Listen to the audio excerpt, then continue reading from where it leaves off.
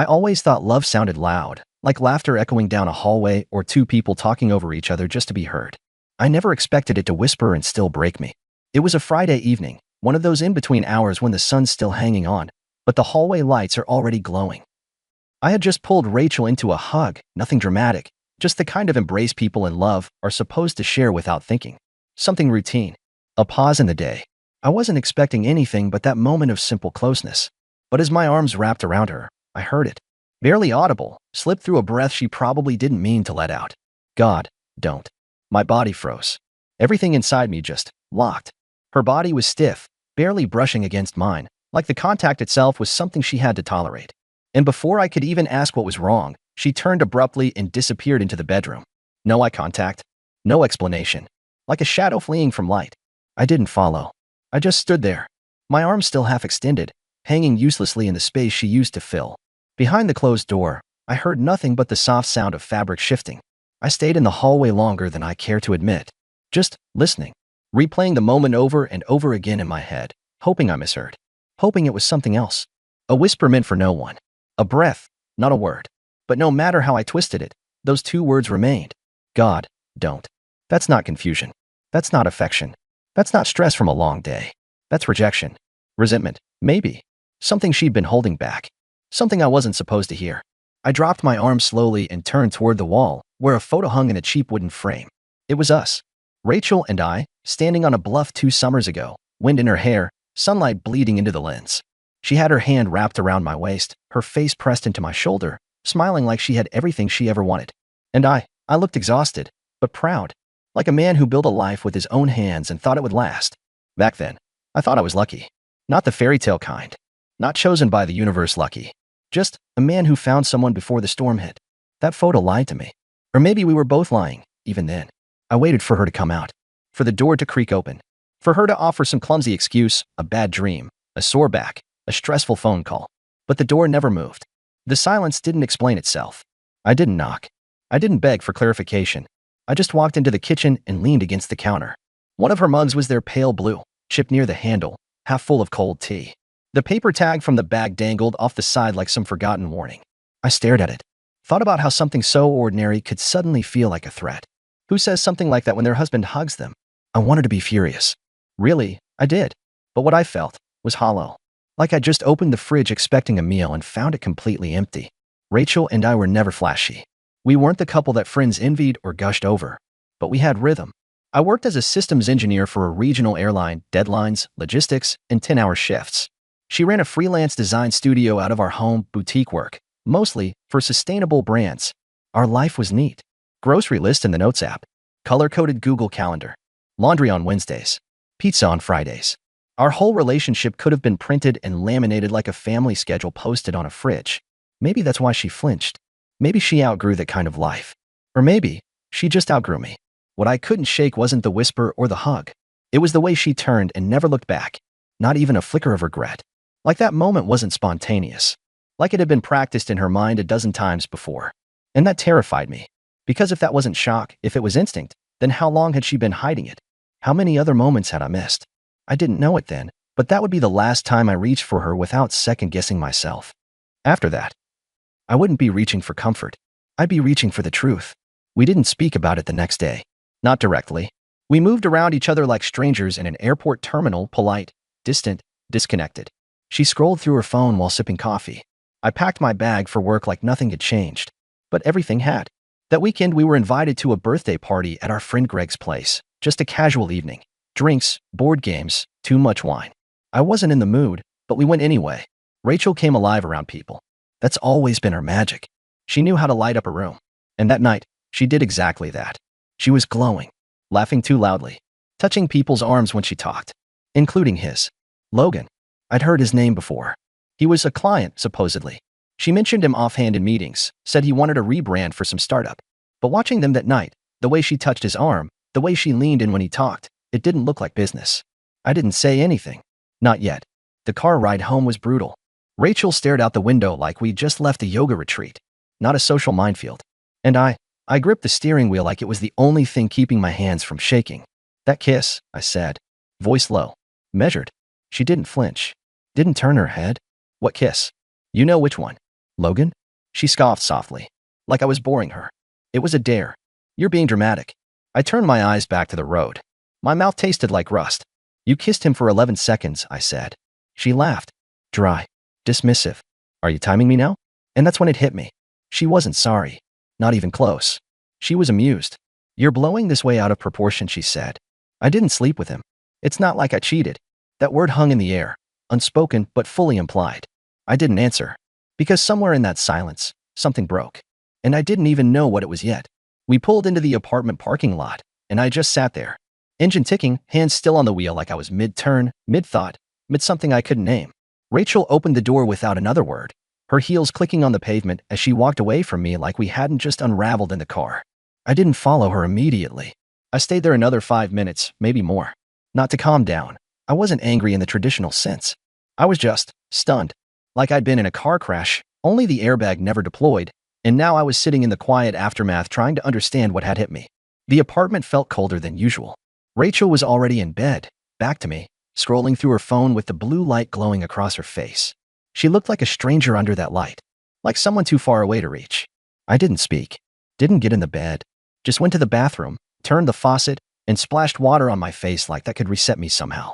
But my reflection just stared back, unchanged. Same haircut, same eyes, same man. But something inside had shifted. That night, I lay beside her and didn't sleep. Not even a little. My mind just kept spinning, but every thought seemed to orbit the same center, the same brutal, inescapable fact. She didn't care. Not about the kiss. Not about the moment. Not about how I felt. And if she didn't care, then what was I still doing here? By morning, I'd made a decision. If she wanted this to be a game, fine. But I wasn't going to keep playing as the fool who kept folding. She wanted casual? She wanted to laugh off everything serious like it was all just banter? Then I'd show her exactly how cold detachment looked when it wasn't coming from her side. The next weekend, we were at Greg's again. Another game night. Couples, wine, predictable playlists.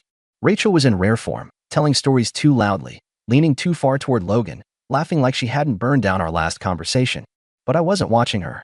I was watching Sophie. Sophie had always been around. Rachel's longtime friend.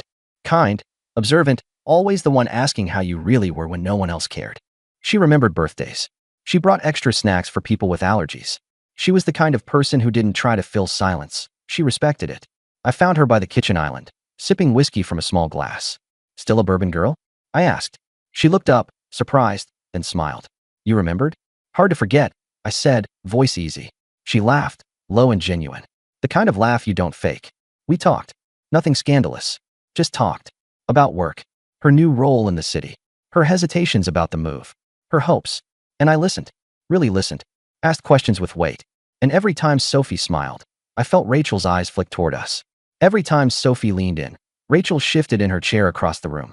I didn't gloat. Didn't put on a show. But I also didn't stop. Eventually, Rachel came over, too polished, too smiley. You two look cozy, she said, eyes locked on Sophie. Sophie smiled coolly. Noah was just telling me how much he appreciates digital design. Who knew? I shrugged. You spend enough time with a designer, some of it rubs off. Rachel's laugh was brittle. Off. Maybe you can design my next logo then, huh? I looked at her, unreadable. I think you already have plenty of volunteers. She blinked. Just a second. But enough for me to feel it land. Sophie excused herself soon after.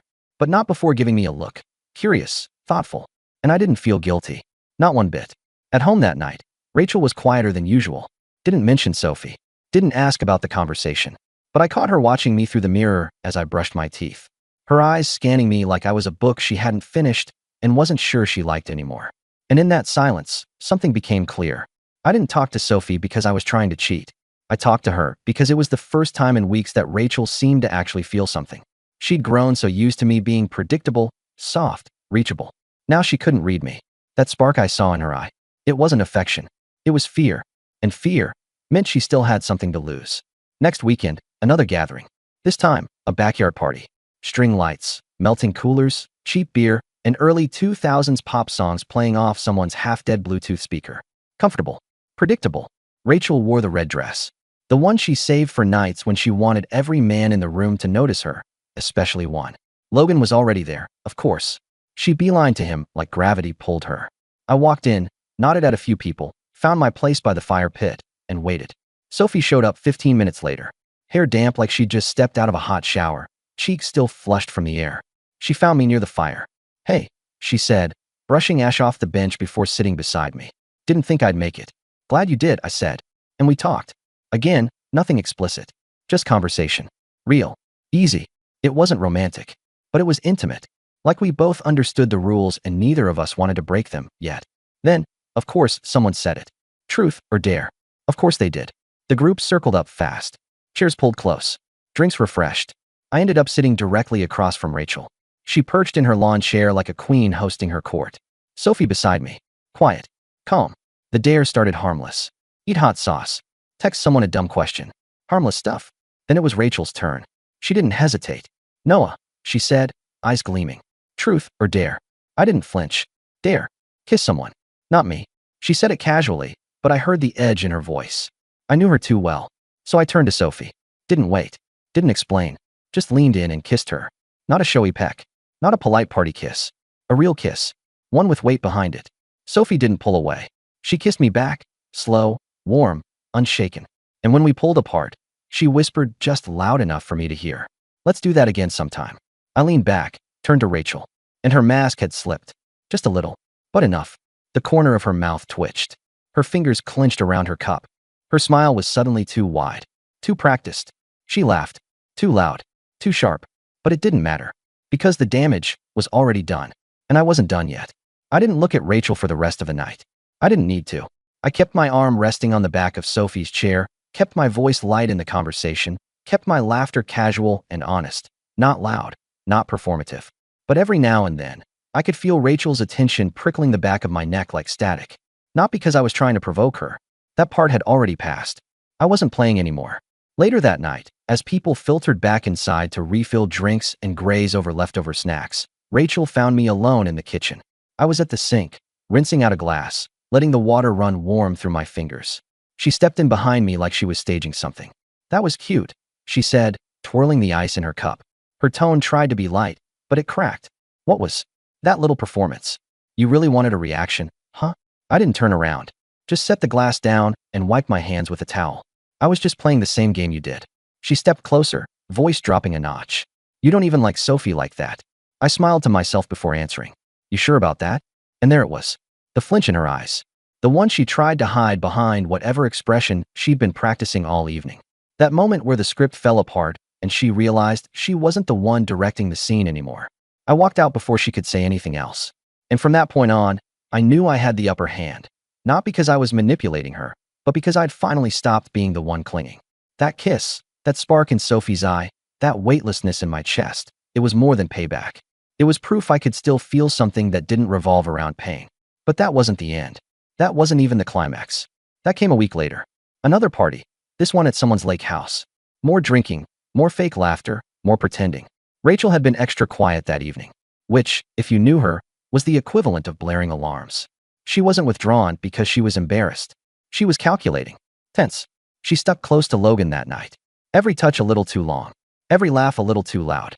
But the strange thing was, no one was really watching him. Everyone was watching her watching me. Sophie and I weren't being obvious. No hand-holding. No whispering in corners. But our energy was different. Calmer. Closer. We didn't need to perform. The air around us did that for us. And it didn't take long before Rachel snapped. We were all back near the fire pit. Marshmallows going around. Someone tossed out another dare, something dumb. Everyone laughed. Then Rachel's voice cut through the night like a slap. Why don't you two just get a room already? Everyone went silent. I looked at her slowly. Excuse me? You heard me, she hissed, stepping closer. Is this your big move, Noah? Flirting with my best friend like some teenager? You think this is clever? Sophie shifted beside me, clearly stunned. You dare me to kiss someone, I reminded her. You kissed her like it meant something. Rachel shouted. You humiliated me. All eyes were on us now. Conversation stopped. Even the fire seemed to burn quieter. I kept my voice level. Didn't you do the same? Back at Greg's? With Logan? That was different, she snapped. How? Silence. Then she snapped again, louder. You're pathetic, Noah. You think one kiss changes anything? You think that makes you a man? You've been sleepwalking through this marriage for years. It stung. A little. But not in the way she wanted it to. Because this time, I didn't feel small. I felt anchored. Maybe I was sleepwalking, I said. But at least I wasn't pretending to be happy while kissing someone else behind my partner's back. She blinked, chest heaving, a vein pulsing near her temple. Then, without another word, She spun on her heel and stormed inside the house. The screen door banged shut behind her, loud and final. No one said anything. They didn't need to. That was the night the mask cracked all the way through. People started talking again, louder than usual, trying to shake the awkwardness. I stayed put, feeling the heat from the fire and the coldness of what had just happened swirling in my chest. I wasn't proud, but I wasn't ashamed either. I wasn't anything really, just done. I waited, gave it time. Enough time to make it clear I wasn't following her out of guilt or need. I waited until the energy had shifted back into its usual background hum, until people stopped staring. Then I stood up and walked away from the group. The lake glittered in the distance, calm and dark. I passed the dock, the picnic tables, the quiet edge of the house, and found myself near the guest cabins. One of them had its porch light on, faint and yellow. I don't know what made me check. I don't even know if I was expecting anything. Maybe I was hoping I was wrong. But the door wasn't locked. And the second it opened, I knew I wasn't. I heard the laugh first, low and familiar and smug. Logan. And then I saw them. Rachel in the bed, tangled in the sheets, her back bare, her hair a chaotic mess across the pillow. Logan propped up on one elbow, completely unapologetic. Hey buddy, he grinned. Didn't know we had an audience. Time froze. My fists clenched before I could stop them. I crossed the room in 2 steps and hit him. Once. Twice. The second time, his nose broke, a sharp crack and a rush of blood. Rachel screamed, scrambling off the bed, wrapping herself in a sheet that barely covered her. She grabbed my arm. Noah, stop. I did. Pulled back, breathing hard, hands trembling. Logan groaned, still smiling through it, the bastard. Rachel's eyes were wild. It meant nothing, she gasped. I swear. But I didn't care. Not about her apologies. Not about her panic. Not about the regret that only showed up once the damage was done. I turned and walked out. Didn't slam the door. Didn't say a word. Just left. Outside, the air felt cleaner. Sharper. The kind of air that lets you breathe all the way down. And for the first time in months, I did. Every step back to the main house felt like shedding weight. My shoulders dropped. My jaw unclenched. I wasn't angry. I wasn't hurt. I was free. Back inside, the house had mostly gone quiet. A few people whispered in corners. A couple of them glanced up as I entered, caught a look at my face, and quickly looked away. No one asked where I'd been. Maybe they knew. Maybe they didn't want to know. I went to our room. Packed slowly. Deliberately. Only what mattered. Each folded shirt felt like a small decision. Each pair of socks, a reminder that I was the one choosing this now. Not her. I couldn't stop what she did, but I could decide how I responded. And I chose silence. She didn't follow me. Not right away. Not until I had my bag over my shoulder and my hand on the door. Then I heard it. Noah, wait. I turned. She was standing at the end of the hall, still in that same crumpled sheet like it was a costume she hadn't taken off yet. Her face pale, her voice shaky. Please. It didn't mean anything. I was drunk. I wasn't thinking. That's the problem, I cut in. You never think. Because you never believe there'd be consequences. She stepped closer, desperate. You can't just walk away from this. From everything. I tilted my head. You mean from the marriage where you kissed my friend in front of everyone? Or the one where I found you in his bed? She recoiled like I slapped her. Noah, please. You broke it, I said quietly. And the worst part is, you knew exactly what you were doing. You just didn't think I'd ever stop caring. I walked past her. Out the door. And I didn't look back. The screen door shut behind me with a weight that felt final. It didn't slam. It didn't rattle. It just closed, like the last page of a book you never planned to reread. The gravel crunched under my boots as I walked toward the car. I didn't rush. I didn't even feel the cold. Everything inside me had already gone still. By the time I opened the driver's door, my hands were steady. I sat down, closed it softly, and stared through the windshield at the shadowy trees. The reflection of my own face in the glass. I didn't recognize the man looking back, but I trusted him. He didn't look broken. He looked finished. The drive home was quiet. The kind of quiet that doesn't echo, it absorbs. The city was still asleep when I got back. That narrow window just before dawn where even the streetlights seemed to whisper. I carried my bag inside and dropped it by the door. The apartment smelled like dust and something faintly sweet. Maybe her perfume lingering on the blanket tossed over the couch. Nothing had changed. And yet everything had. I didn't go to bed. Didn't shower. Didn't even change my clothes. I just sat on the edge of the couch, elbows on my knees, staring at the coffee table like it might offer answers. The remote, a water glass, a half-dead plant we both forgot to water. It all looked so stupidly ordinary. Like the universe hadn't just flipped upside down. When the sun started bleeding in through the blinds, I stood. Walked to the hallway closet. Opened the small safe we kept under the coats. Pulled out the folder I never thought I'd need. Divorce papers. I'd printed them months ago, Back when things started to feel brittle, I never filled them out. It felt like tempting fate. Like keeping a fire extinguisher in your car because you've noticed smoke under the hood. Now it felt like the only rational thing I'd ever done. I set them on the kitchen table, picked up a pen, started writing.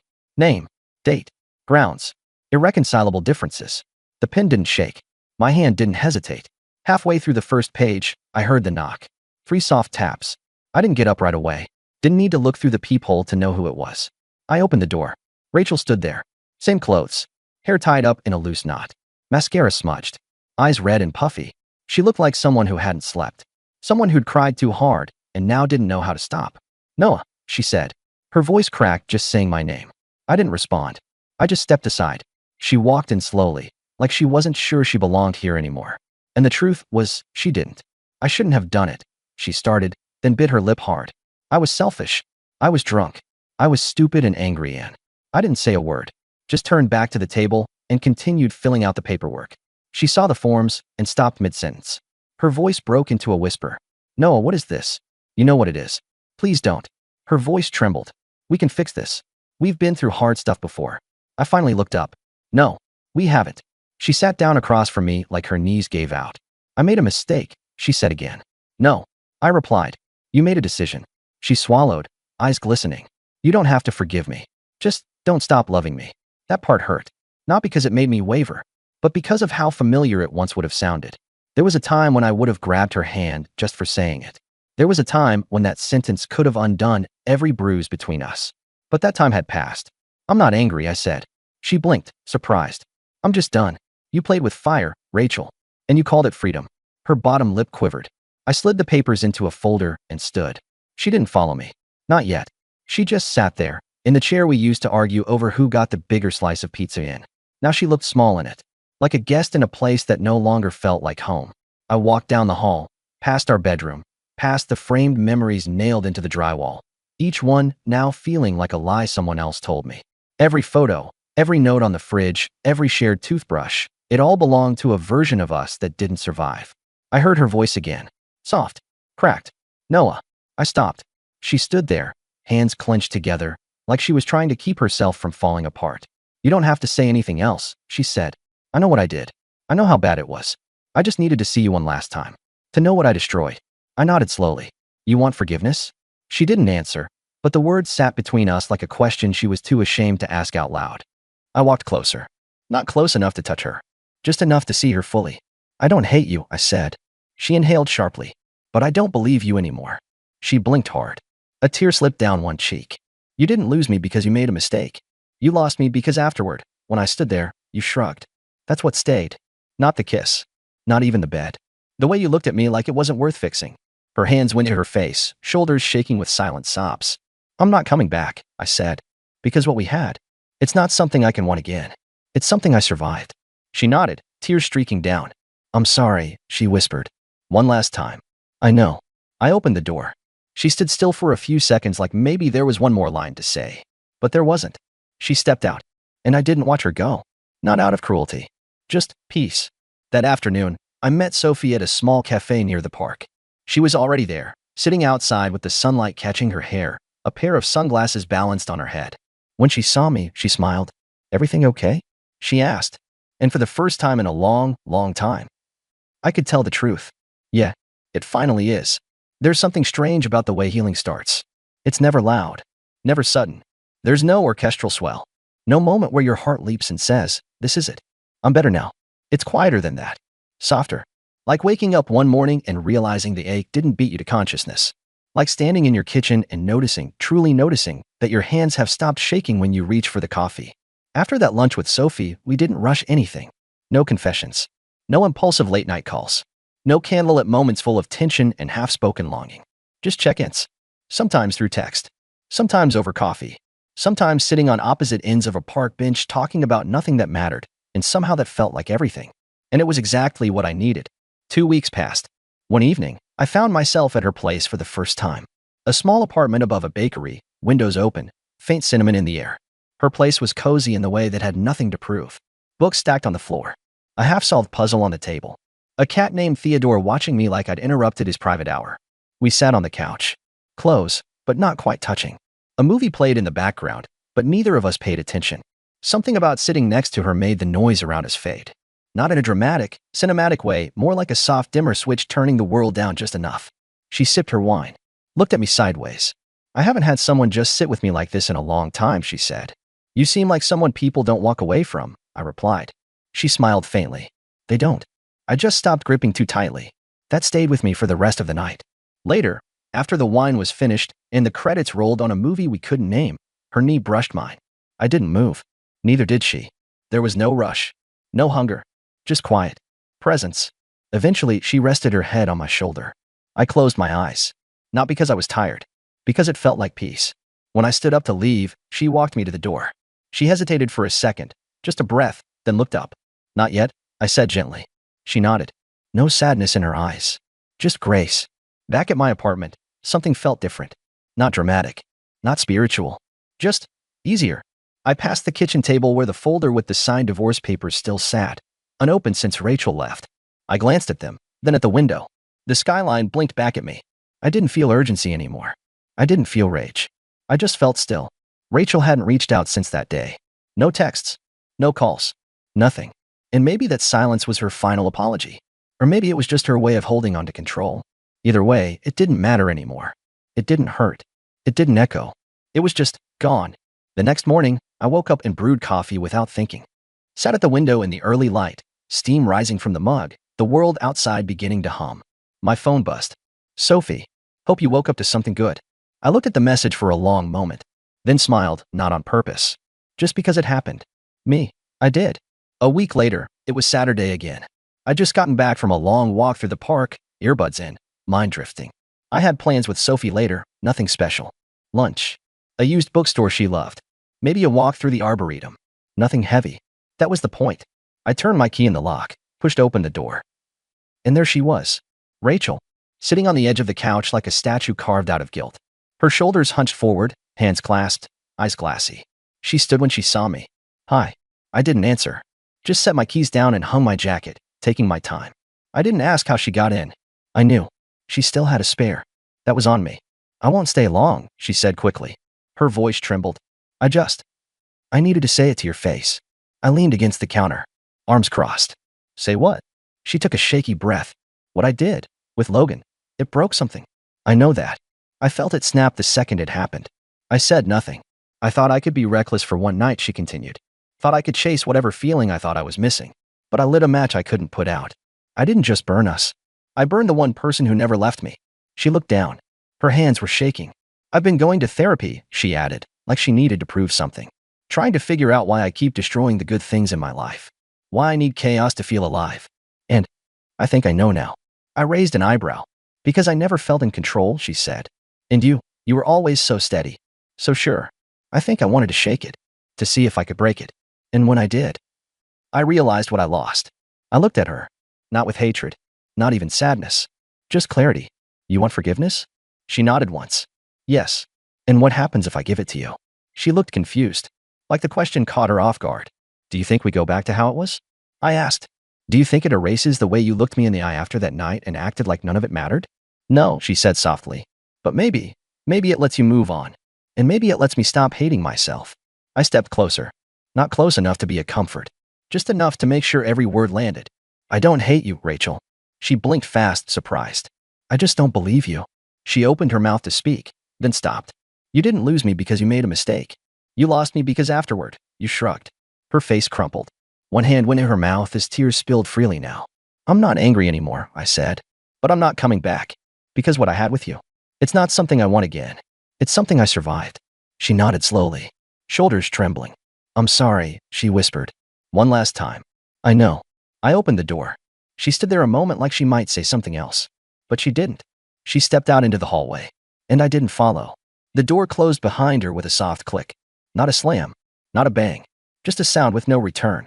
I stood there for a second, my hand still resting on the doorknob, as if I had to feel the boundary between what was and what was no more. Then I turned away, walked back inside, and let the silence settle. But this silence was different. Not the same kind I'd sat in weeks ago, the one that buzzed in your ears and made you feel like your own breathing was too loud. This silence was calm. Still. Like the inside of a cathedral after everyone has gone home. A few hours later, I met Sophie for lunch. She was already at the table, sunglasses on the edge of her nose, flipping through a second-hand novel while waiting for me. When I sat down, she looked up and tilted her head slightly. "Everything okay?" She asked it gently, not with pressure, not with expectation. Just the kind of concern that comes from watching someone learn to stand again. "Yeah," I said. "It finally is." We talked about her new project. About a local gallery exhibit she wanted to see. About the weird weather shift and the bakery across from her building that started selling matcha croissants. It wasn't electric. It wasn't poetic. It was real. And that was enough. Later, as we walked down the street, she pointed out a bookstore I'd never noticed. We ducked inside. She disappeared into the nonfiction section while I browsed used paperbacks, thumbing through cracked spines and yellowed pages that smelled like memory. When we met back at the register, we each had a book in hand. Mine was about architecture in forgotten cities. Hers was poetry. She smiled when she saw my choice. "Looks like you're finally starting to rebuild." Maybe I was. That night, back at my place, I sat at the kitchen table alone. The folder still lay where I left it. Divorce papers signed, sealed, final. I'd call a lawyer on Monday. Or Tuesday. I wasn't rushing. There was no need to rush endings when beginnings had already started to grow. I glanced at my phone. No missed calls. No unread messages. Rachel had kept her promise, or at least, her distance. For the first time, it didn't feel like a power play. It didn't feel like a tactic. It felt like acceptance. And distance? Distance felt good. The next morning, I woke early. Made coffee. Didn't check my phone right away. Didn't feel the pull to stare into a screen, waiting for something to make me feel real. I stepped out onto the balcony instead, mug in hand, watching the city wake up in soft, gold-tinted waves. My phone buzzed once. Sophie. No text. Just a photo. It was a sunrise. Different angle. Her apartment's view. Same sky. And that was the whole point. We weren't saving each other. We were just learning how to exist under the same sun again. Later that week, we met for dinner. This time, no small talk. After dessert, she looked at me and said, "If this is just friendship, I'm good with that. But if it's more, I want it to be slow. No expectations. No rebound labels. Just real." I nodded. I want it to be whatever it's meant to be. No pressure. Just truth. She smiled. Not in relief, but in agreement. We walked back to her place. Stopped at her door. No kiss. No invite. Just a pause. And that pause said everything. "Take your time," she whispered. "But don't stand still for too long. You deserve to move again." I drove home feeling something I hadn't felt in a long time. Not euphoria. Not butterflies. Just peace. Weeks passed. Then months. Rachel never reached out again. No surprise visits. No cryptic messages. A friend mentioned she moved out of the city, took a job somewhere upstate. I didn't dig deeper. I didn't need to. What happened between us would never be undone, but it also wouldn't be relived. That part of my life had its ending. And this was whatever came after the credits. Sophie and I grew closer, slowly, steadily. Nothing explosive. No declarations. Just presence. Books shared. Meals cooked. Walks taken in familiar neighborhoods that began to feel new with her beside me. One night, while we were cleaning up dinner, she asked me, "Do you regret any of it? The past?" "No," I said. "Not anymore." Because even the ugliest things in life, they leave behind clarity. And clarity, if you're lucky, becomes peace. She nodded, poured more wine, and we sat on the couch again, just like that first night, her head on my shoulder, my eyes closed, the world turning gently around us. Not burning anymore. Not crashing. Just turning. And I, for the first time in years, felt like I was turning with it.